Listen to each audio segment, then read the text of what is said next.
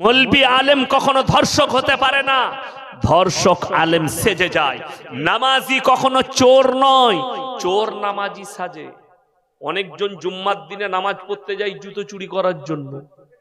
হ্যাঁ, পুরনো ছিঁড়া জুতো পড়ে গেছে, যখন বেরুচ্ছে নতুন জুতো পুড়ে ধরা পড়ে গেলি বলবে এটা তো আমি তো বুঝতে পারিনি।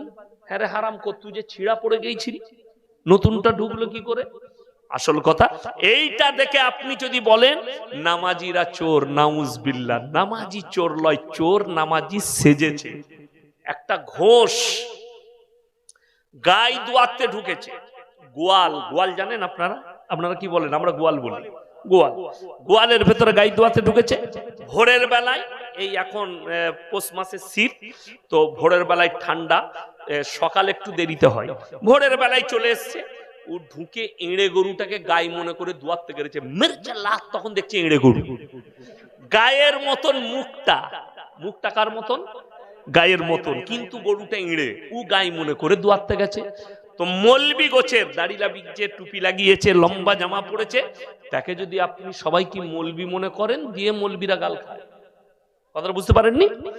মৌলবি আলেম কখনো ধর্ষক হতে পারে না, ধর্ষক আলেম সেজে যায়। মৌলবি আলেম কখনো চোর নয়, চোর আলেম সেজে যায়। তুমি মৌলবি চিনতে পারো না, মৌলবি চিনা তোমার ভুল হয়েছে।